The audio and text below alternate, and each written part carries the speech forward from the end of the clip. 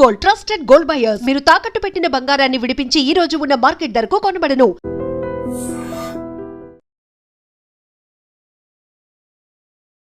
Maharashtra assembly ఎన్నికలు కాదు జరిగింది. మహారాష్ట్రలో లోకల్ బాడీ ఎన్నికలు జరిగాయి.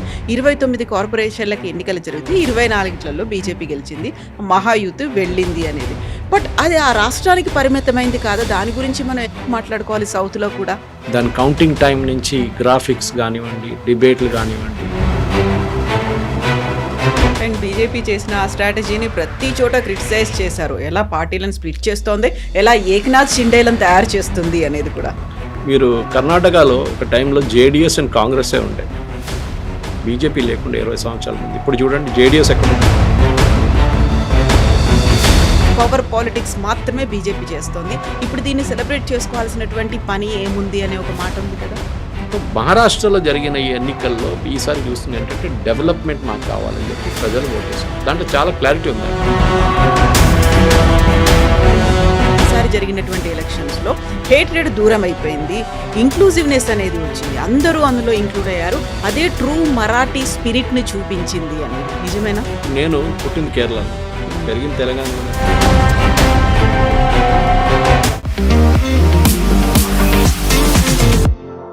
నమస్తే, నేను Kavitha. Welcome to I dream news and నిజాలు.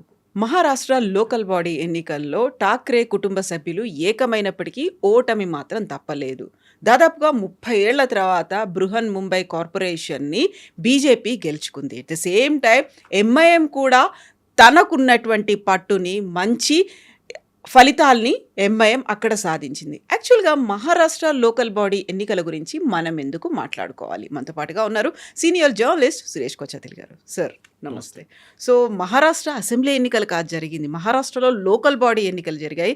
29 కార్పొరేషన్లకి ఎన్నికలు జరిగితే 24లలో బీజేపీ గెలిచింది. మహాయూత్ వెళ్ళింది అనేది.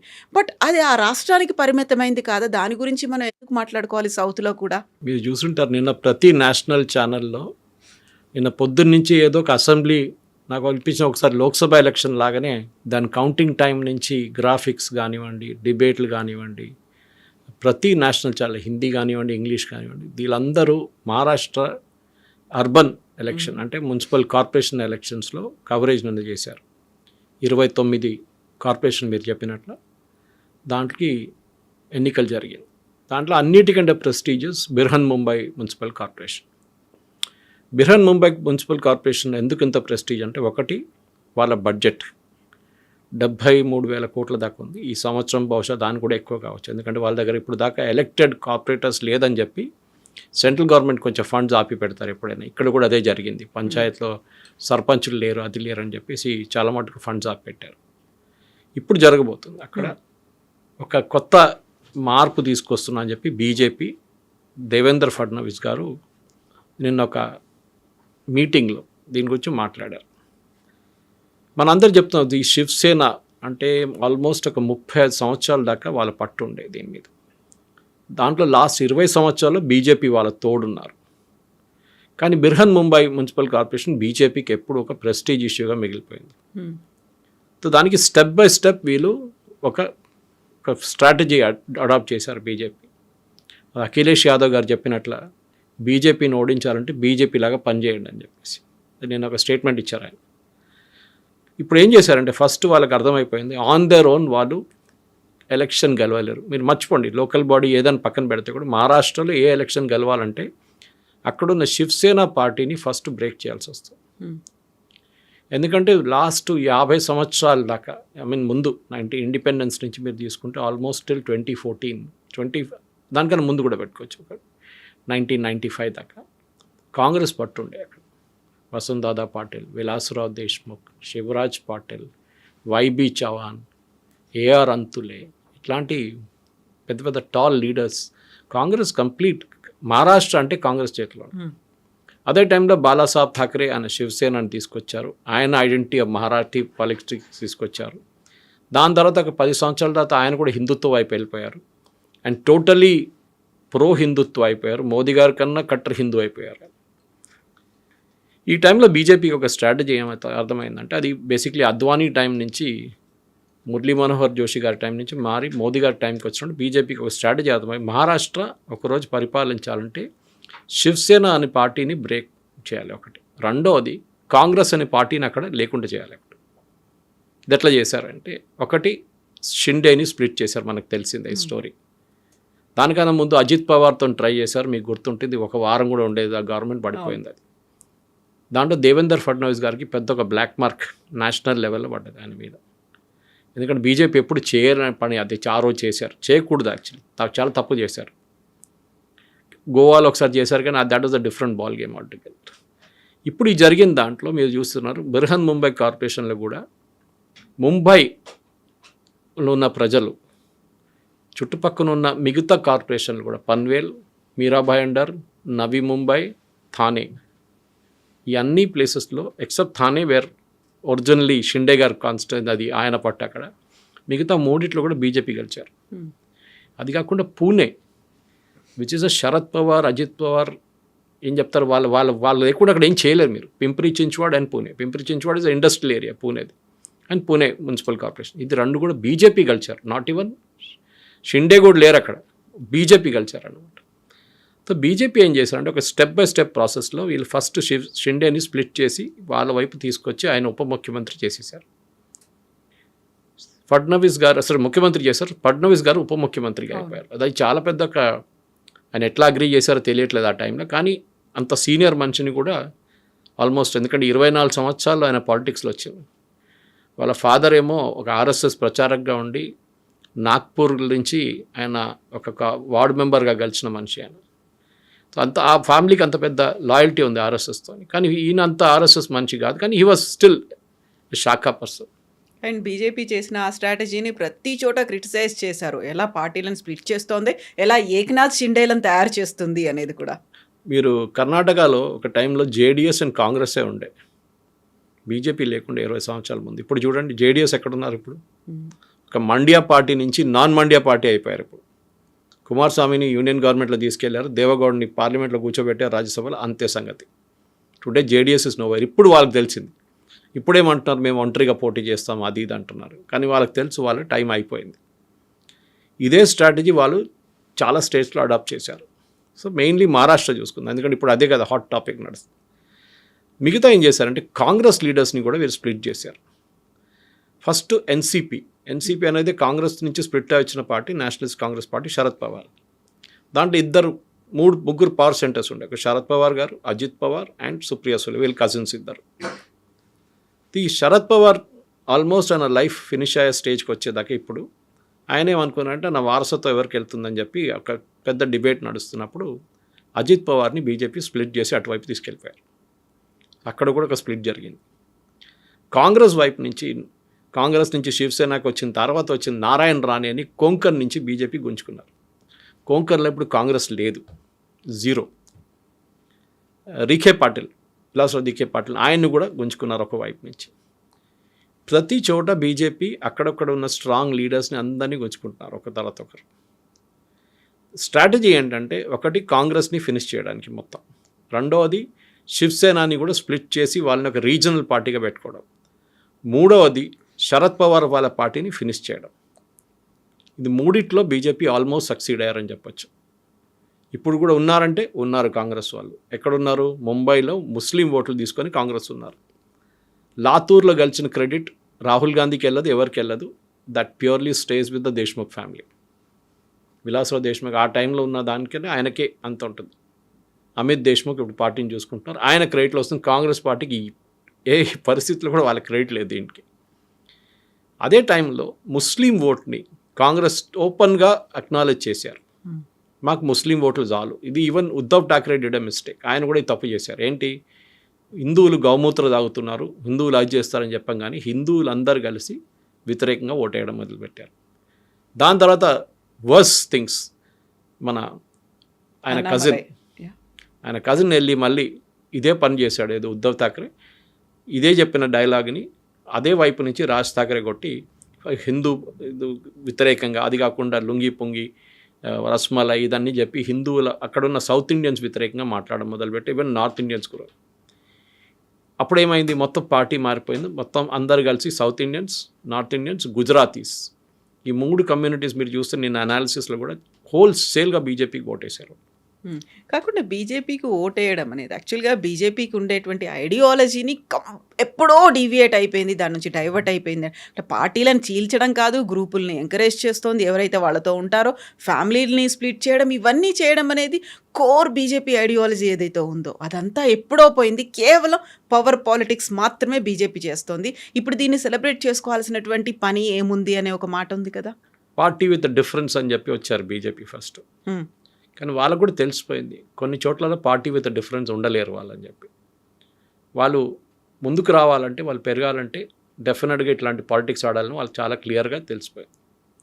ఇప్పుడు మీరు జేడీయూ చూడండి బీహార్లో, అక్కడ బీజేపీకి ఎక్కువ సీట్లు వచ్చినా కానీ నితీష్ కుమార్ని ముఖ్యమంత్రిగా పెట్టుకుంటారు. ఆయన బహుశా ఇంకొక టర్మ్ ఉంటారు మ్యాక్సిమం. దాని తర్వాత ఆయన ఉండరు, పార్టీ కూడా ఉండదు. బీజేపీ హోల్సేల్గా టేక్ ఓవర్ చేసుకుంటారు బీహార్లో కూడా. చిరాగ్ పాస్వాన్ని నెంబర్ 2గా పెట్టుకొని ఆయన్ని ఎంకరేజ్ చేస్తారు. ఇది ప్రతి చోట్ల చేస్తుంది. ఎందుకంటే బీజేపీ ఒక టైంలో 184 సీట్లు పడిన బీజేపీ లోక్సభలో అద్వానీ గారి టైం నుంచి 2014 వచ్చేదాకా వాళ్ళ ఓన్ మెజారిటీ వచ్చి, దాని తర్వాత నెక్స్ట్ టైం 2019 కూడా వాళ్ళ ఓన్ మెజారిటీ 300 సీట్ల కన్నా ఎక్కువ తీసుకున్న పార్టీకి ఇప్పుడు తెలిసిపోయింది ఏంటంటే 2-3 స్టేట్స్ ఉన్నాయి వాళ్ళు గ్రో కావాలంటే, చాలా పెద్ద స్టేట్స్. ఒకటి మహారాష్ట్ర, ఒకటి ఉత్తరప్రదేశ్. లాస్ట్ టైం ఈ రిజల్ట్లో 240 వచ్చిన ఆగిన మెయిన్ రీజన్ ఈ 2 స్టేట్లలో బీజేపీ కౌంట్ పడిపోయింది, సీట్లు తక్కువ పడ్డది అక్కడ. ఈసారి వాళ్ళకి చాలా క్లియర్గా తెలిసిపోయింది మహారాష్ట్రలో కంప్లీట్గా డామినేట్ చేయాలంటే శివసేన, నేను చెప్పినట్లు శివసేనని ఫినిష్ చేసేసేయాలి. ఒకటి వాళ్ళ వైపు ఉన్న వాళ్ళ ఓట్లు తీసుకొచ్చేసేయాలి. అది కాకుండా కాంగ్రెస్ని ఎక్కడ లేకుండా అక్కడ దిక్కు లేకుండా చేసేసేయాలి.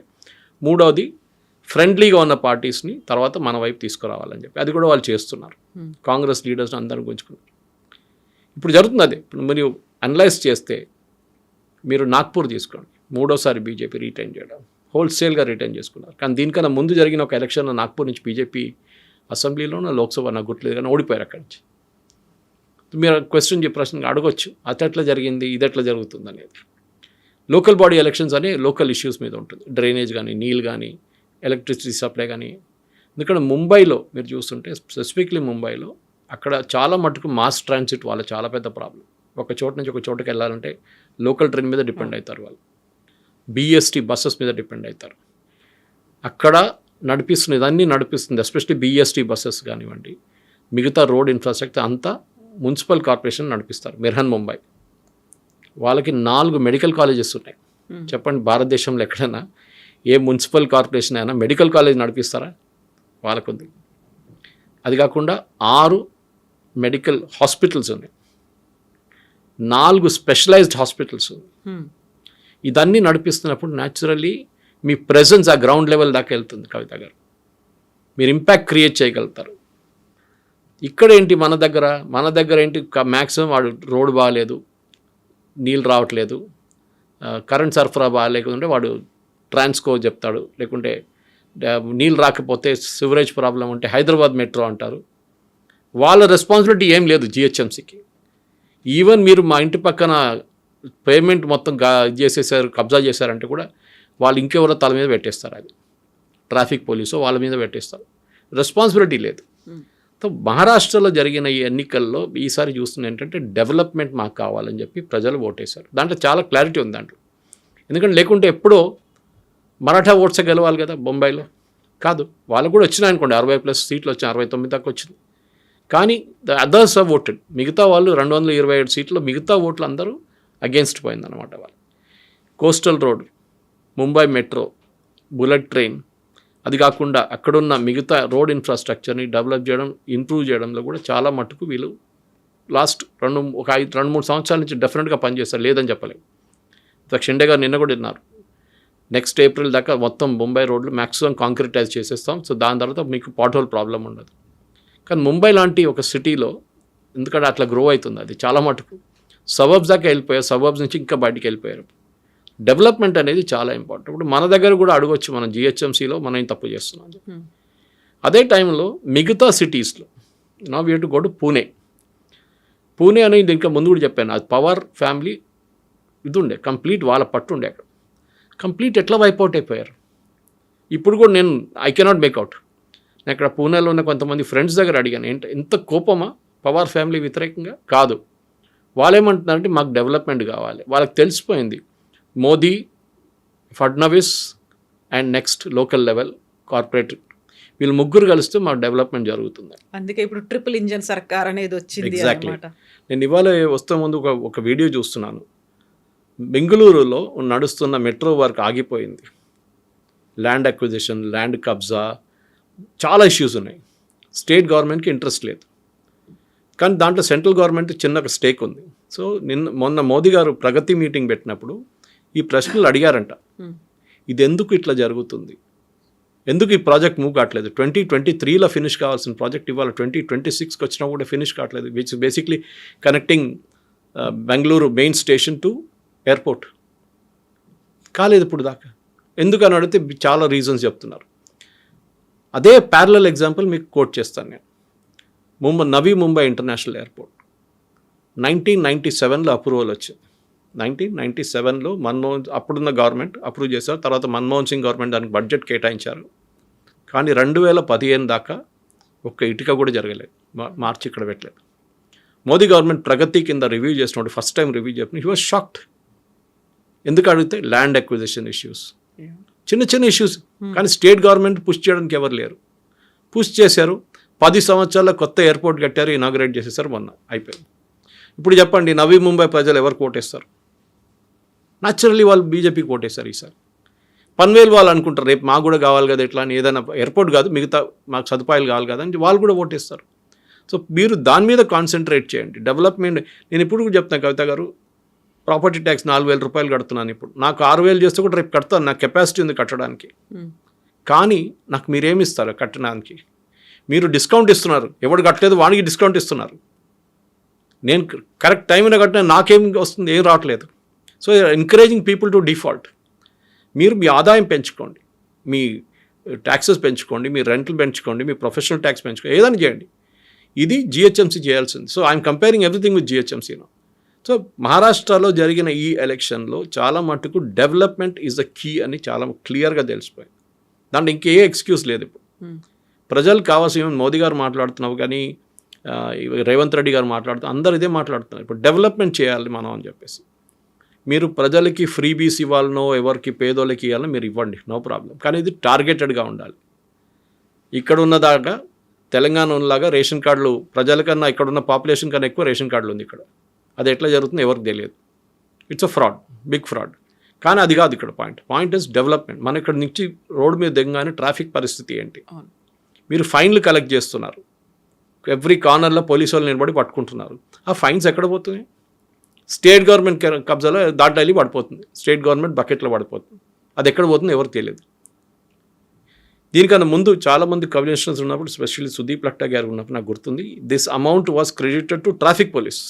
ఓకే, వాళ్ళు సిగ్నల్స్ ఇంప్రూవ్ చేయడంలో, ఐలాండ్స్, కిడ్నీ ఐలాండ్స్ కానీ మిగతా రౌండ్ అబౌట్స్ ఇంప్రూవ్ చేయడంలో వాళ్ళు ఆ ఫండ్స్ వాడుకున్నారు. అది చేయండి, ప్రజలు ఎప్పుడు నో అన్నారు. కానీ మీరు ఆ ఫండ్ తీసుకెళ్ళి స్టేట్ గవర్నమెంట్కి ఇచ్చేసి ఎక్కడ పోతుంది ఎవరికి తెలియదు. అదే పాత ట్రాఫిక్ సిగ్నల్, అదే సిస్టమ్, ఏమన్నా అంటే సింక్రనైజ్ సిగ్నల్ అంటే ఏం జరగట్లేదు. So you have to create development, especially urban అగ్లామరేషన్స్లో అన్నిటికంటే పెద్ద ప్రాబ్లం. కానీ అన్నిటికంటే సర్ప్రైజింగ్ మీరు చెప్పిన దాంట్లో was Owaisi. Exactly. So almost 98 కార్పొరేషన్లలో వాటిని గెలుచుకుంది. ఐ థింక్ 104 అనుకుంటాను. పొద్దున్న ఫైనల్ ఫిగర్స్ ఇంకా రాలేదు. I just got the final figures. ఒకసారి అనలైజ్ చేయాల్సి వస్తుంది. చాలా ఇంపార్టెంట్ అంటే వై ఓవేసీ, ఎందుకు ఏఐఎంఎంకి ముస్లిమ్స్ ఓటేస్తున్నారు? మనం మిగతా వాళ్ళు మర్చిపోతాం. భివండి కానీ మిగతా ఏరియాస్లో ఎక్కడెక్కడ, సాంబాజీ నగర్, అక్కడ కూడా బీజేపీకి మెజారిటీ వచ్చింది. కానీ వీళ్ళకి చాలా మటు సీట్లు అక్కడ వచ్చినాయి. ఔరంగాబాద్ నుంచి ఒక టైంలో వారిస్ పతాన్ గారు గెలిచారు, మీకు గుర్తుంటుంది, ఏఐఎంఎం ఎంపీగా గెలిచారు. ఎందుకంటే కాంగ్రెస్ ట్రెడిషనల్లీ ముస్లిం ఓట్ మాదే, వీళ్ళు ఎక్కడికి వెళ్తారు అని చెప్పి ఒక కాంగ్రెస్కి ఒక ఇది ఉండే, అహంకారం ఉండే. ఎక్కడికి వెళ్తారు వీళ్ళు, మాకే ఓటేయాలి కదా. వీళ్ళు చూసుకోవాలంటే రేవంత్ రెడ్డి గారు చెప్పినట్టు కాంగ్రెస్ అయితే ముసల్మాన్ అయితే కాంగ్రెస్ అని. కానీ ఇప్పుడు వాళ్ళకి అర్థమైపోయింది అది కాదు, మాకు ఇంకొక ఆప్షన్ ఉంది, విచ్ ఇస్ ఓవేసీ. సరే, ఓవేసీ కాంగ్రెస్ కన్నా బాగా పనిచేస్తాడు, దట్స్ అ డిఫరెంట్ థింగ్. కానీ కాంగ్రెస్ ఏమైపోయిందో ఇంగ్లీష్లో అంటారు క్యాచ్ 22 సిచ్యువేషన్లో వచ్చేసారు. ఈ ముస్లిం ఓట్లు పోయినప్పుడు హిందువులు అన్నారు మా సంగతి ఏంటరా నాయన అని అడిగారు. మీకు ముస్లిం ఓట్లు కావాలంటే మీరు ముస్లిం ఓట్లు తీసుకోండి, మా దగ్గర రాకండి అని కాంగ్రెస్ని వైపౌట్ చేసేసారు. సరే, ముంబైలో ఉన్న ముస్లిం పాకెట్స్ నుంచి చాలా సీట్లు వచ్చాయి, దాంట్లో డౌట్ లేదు. ఇన్ఫ్యాక్ట్ లాస్ట్ నైట్లో లాస్ట్ రిజల్ట్ డిక్లేర్ చేసిందో వాళ్ళు 7 ఓట్లతో గెలిచారు ఒక సీటు, 7 ఓట్స్. లేకుంటే బీజేపీకి 90 అయిపోతుండే వాళ్ళ పొద్దున. But the point is simple. Sambhaji Nagar కానివ్వండి, భివండి కానివ్వండి, మాలేగాం కానివ్వండి, ఇట్లాంటి ముస్లిం డామినేటెడ్ ఏరియాస్లో కూడా ఏఐఎంఎంఎం చాలా పర్ఫామ్ చేస్తుంది. ఇది మనం బీహార్లో కూడా చూసాం కవిత గారు. సంబల్ ఏరియాలో 5-6 సీట్లు గెలిచారు. ఇన్ఫ్యాక్ట్ ఓవైసీ పార్టీకి ముంబైలో ఉన్న మున్సిపల్ బర్హన్ ముంబైలో రాజ్ ఠాక్రే వాళ్ళ పార్టీకి ఎక్కువ సీట్లు వచ్చినాయి, ఓట్లు వచ్చినాయి. That it self is the story.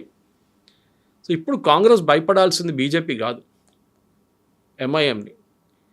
ఇక్కడ వాళ్ళు పొత్తు పెట్టుకొని ఇక్కడ మున్సిపల్ కార్పొరేషన్ నడిపిస్తారు, కానీ once out of Hyderabad Owaisi is a different animal all together. ఆయన బిహేవియర్ డిఫరెంట్ ఉంటుంది. ఆయనేమంటున్నా అంటే నేను ఒక చార్మినార్ పార్టీ నుంచి ఆల్ ఇండియా పార్టీ కావాలనుకుంటున్నాను, దానికోసం నేను ఏమైనా చేస్తాను. బీహార్లో చూడండి, బీహార్లో ఎలక్షన్ రిజల్ట్ వచ్చిన తర్వాత ఫస్ట్ స్టేట్మెంట్ ఏమి ఇచ్చారంటే 5-6 సీట్లు గెలిచారు వాళ్ళు అక్కడ సంబల్ ఏరియాలో మోస్ట్లీ. నితీష్ కుమార్ గారిని నేను సపోర్ట్ చేస్తాను, ఆయన మా సంబల్ ఏరియా డెవలప్ చేస్తే నేను ఏం కావాలంటే వాళ్ళని సపోర్ట్ చేయడానికి రెడీగా అన్నారు ఓవైసీ గారు.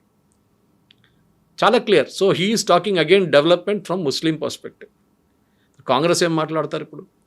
వీళ్ళు టేకెన్ ఫర్ గ్రాంటెడ్ అంటారు ఇంగ్లీష్లో. మీరు ఎక్కడ పోతారు, మీరు మాకే ఓటేస్తారని చెప్పి కూర్చున్న కాంగ్రెస్ వాళ్ళు ఇప్పుడు ఎక్కడ లేని పరిస్థితికి వచ్చేసారు. వాళ్ళ ఓన్ పార్టీ వర్కర్స్ని ఇగ్నోర్ చేశారు వాళ్ళు. మేము సపరేట్గా పోటీ చేస్తాం ముంబైలో అన్నారు. ఎందుకు? రాజ్ ఠాక్రేతో చేయగలిగితే మాకు ప్రాబ్లం అవుతుంది నార్త్ ఇండియాలో. ఎందుకని నేను పొద్దున్న లేవగానే Raj Thackeray north Indians criticise చేస్తారు, సౌత్ ఇండియన్స్ క్రిటిసైజ్ చేస్తాడు, మాకు అక్కడ పడే ఓట్లు కూడా మాకు పోతుంది రేపు అని చెప్పి భయం ఉండే వీళ్ళకి. సెకండ్, కాంగ్రెస్కి అదే అఖిలేష్ యాదవ్ గారు చెప్పినట్టు ఫుల్ టైం పార్టీకి యాక్టివిటీ లేదు. వాళ్ళకి 9 to 5 పని చేస్తారు వాళ్ళు. ఫుల్ టైం పని చేయాల్సింది. అగ్రెసివ్. ఒక పాలిటిక్స్ అంటే పార్ట్ టైం జాబ్ కాదు. నిన్న బహుశా చెప్పానో లేదో గుర్తులేదు నాకు, కానీ ఉద్ధవ్ ఠాక్రే ఫడ్నవీస్ గారు 33 పబ్లిక్ మీటింగ్ అడ్రస్ చేశారు. I think I told you yesterday. Rahul Gandhi ఒక్కటి కూడా చేయలేదు, అసలు వెళ్ళలేదు అక్కడికి. ఆయన ఎక్కడో తిరుగుతున్నాడు, వియట్నామో అక్కడో కంబోడియా ఎక్కడో తిరుగుతూ ఉంటాడు. మీ పార్టీని మీరు చూసుకోవాలి కదా, మీ పార్టీ వర్కర్స్ని మోటివేట్ చేయాలి కదా. ఇప్పుడు లాతూర్ గెలిచారు. లాతూర్ గెలవంగానే నేను రాత్రి నుంచి సోషల్ మీడియాలో ఫుల్ పుకార్, రాహుల్ గాంధీ జిందాబాద్, Rahul Gandhi Latur victory is dedicated to Rahul Gandhi. Rahul Gandhi Latur వైపే వెళ్ళలేదు అసలు. It is purely Amit Deshmukh's victory. రేపు బీజేపీ అమిత్ దేశ్ముఖ్ని తీసుకుంటే మీరు ఏం చేస్తారు? సరే, బీజేపీ స్టేట్ ప్రెసిడెంట్ ఒక స్టేట్మెంట్ ఇచ్చారు విలాస్రావు దేశ్ముఖ్ గురించి. It is not in good taste, correct. దాంతో కూడా బహుశా బీజేపీకి అక్కడ కొంచెం నష్టం వచ్చింది లాతూర్లో. నాందేడ్ ఏమైందండి, పర్భణి ఏమైంది, అన్ని ప్లేసెస్లో ట్రెడిషనలీ హైదరాబాద్, కర్ణాటక అని మన ఇటువైపు చెప్తున్నట్లనే అక్కడ it was a part of Hyderabad state. So అక్కడ ఇప్పుడు కూడా కాంగ్రెస్ కొంచెం ఇన్ఫ్లుయెన్స్ ఉంది ఆ ఏరియాలో, కానీ డెవలప్ చేయలేకపోతున్నారు మీరు. అదే ఓవైసీ మళ్ళీ అక్కడ వచ్చి కూడా ఓట్లు తీసుకెళ్ళిపోతున్నారు. ఈ పరిస్థితుల్లో మహారాష్ట్రని రేపు, ఎందుకంటే ఇప్పుడైతే ఎలక్షన్లు ఏం లేవు అక్కడ, no Lok Sabha no assembly elections, కానీ రేపు రాబోయే 2029లో రాబోయే లోక్సభ ఎలక్షన్కి ఏం చేస్తారు మీరు? ఇక్కడ మళ్ళీ పాత సిస్టమ్కి వచ్చి పాత సిస్టమ్ లాగానే ఓట్లు తీసుకెళ్ళిపోతే దెన్ బీజేపీ మళ్ళీ ఈ 240 నుంచి 290, 300 దాకా కూడా వెళ్ళొచ్చు. ఎందుకంటే యూపీలో కూడా వాళ్ళకి అదే ప్రాబ్లం ఉండే. అక్కడ యోగి ఆదిత్యనాథ్ గారు కోర్స్ కరెక్షన్ చేసుకున్నారు. ఇప్పుడు అక్కడ కూడా చూడండి 2027లో అక్కడ అసెంబ్లీ ఎలక్షన్స్ ఉంది, అక్కడ అదే స్ట్రాటజీ యూజ్ చేస్తుంది. కాంగ్రెస్ అక్కడ కూడా తప్పు చేస్తున్నారు. అక్కడ సమాజ్వాదీ పార్టీతో కలిసి ముస్లిం ఓట్లు ఎంటబోతున్నారు. హిందువులు మళ్ళీ కాంగ్రెస్ వ్యతిరేకంగా ఓటేస్తారు. You have to decide. మీరు 2 గుర్రాల మీద కాలు పెట్టి నడిపేయలేరు, పడతారు కింద. ఇది నేర్చుకోవాలి. సో రాహుల్ గాంధీ ఫస్ట్ ఏంటంటే ఒక పార్టీని రీజువినేట్ చేయాలంటే మీరు కష్టపడి పనిచేయాలి. ఒక్కరోజు ఎలక్షన్ కాగానే నెక్స్ట్ ఎలక్షన్కి వెళ్ళిపోవాలి మీరు. బీహార్ నుంచి బీజేపీ వాళ్ళు డైరెక్ట్ బెంగాల్లో వెళ్ళిపోయారు, మీరేమో వియట్నాంకి వెళ్ళారు, కంబోడియాకి వెళ్ళారు. అది డిఫరెన్స్. మహారాష్ట్ర ఎలక్షన్లో మీరు ఓవైసీ గారు మా ఓట్లు తీసుకెళ్ళిపోయారు, ఓవైసీ గారు కమ్యూనల్ అని చెప్పగానే మీరు కూడా కమ్యూనల్ తక్కువ కాదు, మీరు కూడా చేశారు కదా అదే పని. అదే టైంలో బీజేపీ కూడా కొన్ని తప్పులు చేశారు, దాంట్లో డౌట్. ఒకటే నేను చెప్పాను, లాతూర్లో వాళ్ళు చేసిన కామెంట్ చేయకూడదు, చేశారు. దాంట్లో కొంచెం వాళ్ళకి ప్రాబ్లం వచ్చింది అక్కడ. అది కాకుండా మరాఠీ ఓట్ని షిండే గారు తీసుకురాలేదు, చాలా క్లియర్. అది 90 సీట్లు పోటీ చేస్తే 25 సీట్లు గెలిచారు అంతే, which is strike rate of 30% all. బీజేపీకి స్ట్రైక్ రేట్ 63% ఉండే ముంబైలో. వాళ్ళు పోటీ చేసిన సీట్లు, వాళ్ళు గెలిచిన సీట్లు 89. That is around 63%. షిండే గారి దగ్గర నుంచి సీట్లు తీసుకొని బీజేపీ పోటీ చేస్తే బీజేపీకి ఎక్కువ వస్తుందంటే పాలిటిక్స్లో 1+1 is not 2. 1+1 can be 0, 1+1 can be 4 also పాలిటిక్స్లో. సో షిండే గారు మరాఠీ ఓటు తీసుకురాలేకపోయారు. వారసత్వం ఎవరిది? బాలాసాహెబ్ థాక్రేది. ఈజ్ ఇట్ విత్ అది with Uddhav Thackeray or with Shinde? ఈ ఒక ప్రశ్న వస్తుంది. కానీ as you go along possibly నేను అనుకుంటాను, because outside Mumbai Uddhav Thackeray అంత గ్రేట్గా పర్ఫామ్ చేయలేదు. ఐ థింక్ పర్బణి ఎక్కడో కొంచెం పర్ఫామ్ చేశారు ఆయన, అంతే. మిగతా చోట్ల ఎక్కడ పర్ఫామ్ చేయలేదు వాళ్ళు. సో అవుట్ సైడ్ మహారాష్ట్ర అంటే out side Mumbai Uddhav Thackeray 0, out side Thane Shinde 0. ఇక్కడ ఒక ఇంట్రెస్టింగ్ అనాలిసిస్. యూజువల్గా అక్కడ ఠాక్రే, బాలాసాహెబ్ ఠాక్రే ఉన్నప్పుడు మరాఠీస్ గురించి, ప్రైడ్ గురించి మాట్లాడేవాడు. అక్కడ ఓన్లీ ఎక్స్క్లూజన్ అనేది కనిపించేది, ఓన్లీ మరాఠీస్ గురించి మాత్రమే ఉండేది. అది ఒక రకంగా పెరిగి అది హేట్రెడ్ దాకా వచ్చింది. బట్ ఈసారి జరిగినటువంటి ఎలక్షన్స్లో హేట్రెడ్ దూరం అయిపోయింది, ఇంక్లూజివ్నెస్ అనేది వచ్చింది, అందరూ అందులో ఇంక్లూడ్ అయ్యారు. అదే ట్రూ మరాఠీ స్పిరిట్ని చూపించింది అనేది నిజమేనా? నేను పుట్టింది కేరళలో, పెరిగింది తెలంగాణలో కదా. I identify more with Telangana than with Kerala. మన పుట్టిన ప్లేస్కి ఎప్పుడు లాయల్టీ ఉంటుంది, లేదని కాదు, అదొక మెమరీ లాగా ఉంటుంది ఎప్పుడు. అది మరాఠీ మానూస్ అని కాన్సెప్ట్ తీసుకొచ్చిన 70లో 80లో there was a reason for it. ఉద్యోగాలు లేవు. ఐఎమ్ నాట్ సెయింగ్ మరాఠీస్, కొంతమంది అంటారు ఇప్పుడు మహారాష్ట్రన్స్ కష్టపడి పనిచేయరు, అట్లేం లేదు, కష్టపడి పనిచేస్తారు వాళ్ళు కూడా. కానీ చాలా రీజన్స్ ఉంటుంది. ఇక్కడ కూడా అంతే కదా. నిన్న కూడా చూశాను నేను, ప్లంబర్స్ దొరకట్లేదు హైదరాబాద్లో అని చెప్పి, కానీ సాఫ్ట్వేర్ ఇంజనీర్స్ ఉంటారు. మన దగ్గర ప్రయారిటీస్ మారిపోయి. కేరళలో కూడా అంతే. కేరళలో Malayalis won't work there, and దుబాయ్కి వెళ్ళి పనిచేస్తారు బాగా, ఈవెన్ హైదరాబాద్కి వచ్చి కష్టపడి పనిచేస్తారు, కానీ అక్కడ పనిచేయరు. అక్కడ బెంగాలీ వాళ్ళు, బీహార్ వాళ్ళు వస్తారు. సో మీరు చెప్పిన ఈ మరాఠీ అస్మిత ఒకటి, మరాఠీ మానూస్ అని చెప్పి వీళ్ళ కాన్సెప్ట్ తీసుకొచ్చి సన్స్ ఆఫ్ సాయిల్, మా వాళ్ళకి ఉద్యోగం ఉండాలి, బీహార్ వాళ్ళని కొట్టి పంపించేసేయండి. నార్త్ ఇండియన్స్ ఆటో ఎవడు నడుపుతాడు? అదే బీహార్ వాడు ఆటో నడుపుతాడు. కన్స్ట్రక్షన్ సైట్లో ఎవడు పనిచేస్తాడు? అదే యూపీఓడో లేకుంటే అస్సాం వాళ్ళో లేక ఒడియావాడో పనిచేస్తారు. So this problem is very simple. Maharashtrians, core Maharashtrians Mumbai నుంచి బయటికి వెళ్ళిపోయారు. అఫోర్డబిలిటీ ఒక నేను చెప్పాను అనుకుంటే తెలియదు నిన్న, కానీ ఒక 500 square feet 800 square feet flat మీకు కావాలంటే ఇప్పుడు ముంబైలో మీరు 2-3 కోట్లు ఇవ్వాల్సి వస్తుంది. మీకు ఇక్కడ ఈజీగా 3 బెడ్రూమ్ వచ్చేస్తుంది హైదరాబాద్లో, దానికన్నా ఎక్కువ కూడా రావచ్చు. They are made Mumbai unaffordable. So దాంతో ముంబై నుంచి మరాఠీ మానూస్ అని వాళ్ళు బయటికి వెళ్ళిపోయారు చాలామంది. షోలాపూర్ వైపు కానీ ఈవెన్ హైదరాబాద్లో వచ్చి సెటిల్ అయ్యి చాలామంది, పూనాకి వెళ్ళిపోయారు చాలామంది. So they are moved out. మీరు ముంబైని టోటలీ అన్అఫోర్డబుల్గా చేసేసారు. అది ఇప్పుడు కాదు, అది ఎప్పటి నుంచో ఒక రియల్ ఎస్టేట్ మాఫియా అక్కడ గేమ్ ఆడింది. దాని డీ గ్యాంగ్ కానీ మిగతా వాళ్ళందరూ దాంట్లో దిగారు. మనకు తెలిసిందే, పాత స్టోరీ అది. కానీ ఇప్పుడు కొంచెం తదుమంది అక్కడ ముంబై రియల్ ఎస్టేట్ ఇప్పుడు కూడా ఎక్స్పెన్సివ్. ఒక్కొక్క దానికి 30 కోట్లు 40 కోట్లు అని వింటూ ఉంటాం మనం రెగ్యులర్. కానీ మీరు అడిగిన ప్రశ్నకి ఈ ఇంక్లూజివ్నెస్ వచ్చిందంటే ఎస్. ఎందుకంటే సౌత్ ఇండియన్ ఒక మలయాళీ సెటిల్డ్ ఇన్ ముంబై, నా చాలామంది రిలేటివ్స్ ఉన్నారు, వాళ్ళు చాలా ఫ్లూయెంట్గా మరాఠీ మాట్లాడతారు, ఏ ప్రాబ్లం లేదు. వాళ్ళు బయటికి వెళ్తే ఐడెంటిఫై చేయడం కూడా డిఫికల్ట్, వీళ్ళు మరాఠీలా వీళ్ళు కేరళైట్స్ అని చెప్పేసి.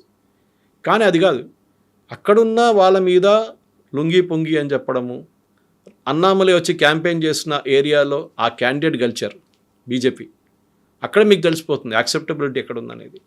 ఎవరైనా రానియండి, ఇప్పుడు హైదరాబాద్లో రేపు ఎవరు వచ్చి సరే కేసీఆర్ టైంలో ఉండే ఆంధ్ర వాళ్ళని అది ఇది చెప్పారు, కానీ ఈవెన్ నౌ హైదరాబాద్లో మహారాష్ట్రియన్స్ ఎక్కువ ఉన్నారు, కన్నడిగాస్ ఉన్నారు, తమిళియన్స్ ఉన్నారు. మినీ ఇండియాగా ఉంది. Who setup keys high school? వాళ్ళే కదా. మహబూబ్ కాలేజ్ ఎవరు సెటప్ చేశారు? తమిళియన్సే కదా, ముద్రియార్. ఇదన్నీ ఉన్నాయి. Even Deccan Chronicle news paper వాళ్ళదే ఉండే. ఇది అన్నీ చూసుకుంటే అన్ని కమ్యూనిటీస్ కాంట్రిబ్యూట్ చేశారు. కాచిగూడ ఏరియా అంతా మహారాష్ట్రియన్ ఏరియా టోటల్. సో మనం ఇవాళ ఒక ఇంక్లూజివ్నెస్ చూసుకోవాలి. ఒక we're even talking of cross cultural marriages. ఒక నేషనల్ ఇంటిగ్రేషన్ అయిపోతుంది ఇప్పుడు. మన కమ్యూనిటీ కాకుండా వితిన్ ఒక నార్త్ ఇండియన్ని పెళ్లి చేసుకోవడమో లేకుంటే బెంగాలీ, మరాఠీ, ఇది నార్మల్ అయిపోయింది ఇప్పుడు అక్కడ. I'm not talking religion, with in the community it self. ఇది చాలా మటుకు డిఫరెన్స్ వచ్చింది కవిత గారు. అండ్ ముంబై లాంటి place which is even now the safest place for a women. నేను ఇప్పుడు కూడా చెప్తాను, రాత్రి 2 గంటల 3 గంటలకు ఒక అమ్మాయి ముంబైలో ఒక ప్లేస్ నుంచి ఒక ప్లేస్కి వెళ్ళొచ్చు వితౌట్ ఎనీ ప్రాబ్లం. బహుశా హైదరాబాద్లో కూడా అంత సెక్యూర్ ఉండకపోవచ్చు, మేబీ ఇట్ ఇస్ చేంజ్డ్. కానీ ఆ ఒక ఇంక్లూజివ్నెస్ తీసుకొచ్చింది డెఫినెట్గా ఫడ్నవీస్ గారు ఈ ఎక్స్ప్లాయిట్ చేస్తున్నారు, దాన్ని తప్పులేదు. అండ్ అదే అంటున్నారు, నేను I'm keeping Mumbai safe for women, metro పెట్టాను, అది కాకుండా కోస్టల్ రోడ్, ఇది అన్ని డెవలప్మెంట్ స్కీమ్స్ తీసుకొచ్చారు. దాంతో ఏమైందంటే ముంబైని కొత్త అట్రాక్టివ్, లేకుంటే ముంబై అనగానే ఆ లోకల్ ట్రైన్ ఇమేజ్ వస్తుంది మీకు, పక్కన నిలబడితే మిమ్మల్ని ఎత్తుకెళ్ళిపోతారు లోకల్ ట్రైన్ లోపలికి. ఆ ఇమేజ్ నుంచి ఒక కొత్త ఇమేజ్ వస్తుంది ముంబైకి ఇప్పుడు. సరే ఇంకా చాలా పనులు ఉన్నాయి, the lot of work to be done. ఎందుకంటే వాళ్ళ దగ్గర ఉన్న మాస్ ట్రాన్సిట్ అన్నిటికంటే పెద్ద ప్రాబ్లం. వాళ్ళ దగ్గర ఉన్న ఇప్పుడున్న రోడ్లు, that is again a big problem. Garbage disposal, 10,000 metric tons garbage every day ముంబైలో జనరేట్ అవుతుంది. దాన్ని డిస్పోజ్ చేయడం అంత ఈజీ కాదు. And Mumbai is an island, ఒకవైపు సముద్రం ఒకవైపు కొండ. So you have to kind of expand only vertically or go out of the city. కానీ ఒక కొత్త హోప్, దేవేంద్ర ఫడ్నవీస్ గారు పాలిటిక్స్ పక్కన పెట్టి డెవలప్ మీద కాన్సన్ట్రేట్ చేస్తారు. డెవలప్మెంట్ డౌట్ లేదు, డెఫినెట్లీ హీల్ డూ. దాంట్లో కవిత గారు ఒక ఐ థింక్ ఇక్కడ కూడా నేను దానికి ఒక మెచ్చుకుంటాను. చంద్రబాబు నాయుడు గారు స్టార్ట్ చేసిన ఓఆర్ఆర్ని ఎవరు ఆపలేదు. రాజశేఖర రెడ్డి వచ్చారు, రోసయ్య గారు ఉన్నారు, కిరణ్ కుమార్ రెడ్డి ఉన్నారు, కేసీఆర్ వచ్చారు, తర్వాత మళ్ళీ రేవంత్ రెడ్డి వచ్చారు. ఎవ్వరూ దాన్ని ఇక్కడ ఆపలేదు. కేటీఆర్ గారు నాకు ఇప్పుడు కూడా గుర్తుంది, లాస్ట్ ఒక 3 కిలోమీటర్లు కండల్కోయ దగ్గర ఆగిపోయినప్పుడు, 7 కిలోమీటర్లు ఆయన మాట్లాడి ఆ ల్యాండ్ ఓనర్స్తో మాట్లాడి దాన్ని కంప్లీట్ చేయించు. కేదు నాయుడు మొదలుపెట్టింది కదా పోనే అనలేదు వాళ్ళు. So that continuity of policy ఉండాలి వాళ్ళ. ఆర్ఏ మిల్ కాలనీలో షెడ్ పెట్టినప్పుడు ఎందుకు ఆదిత్య థాకరే వచ్చి ఆబ్జెక్ట్ చేసి ఆ ప్రాజెక్ట్ని ఆల్మోస్ట్ 3 సంవత్సరాలు డిలే చేశాడు ఈ ఎన్వైరన్మెంటలిస్ట్తో కలిసి. Look at the situation now. ఇప్పుడే అయిపోతుంది ఇంకా చాలా మటుకు మెట్రో, కానీ ఇంకా డిలే అవుతుంది. కానీ ఇప్పుడు almost it is catching up pace అనమాట.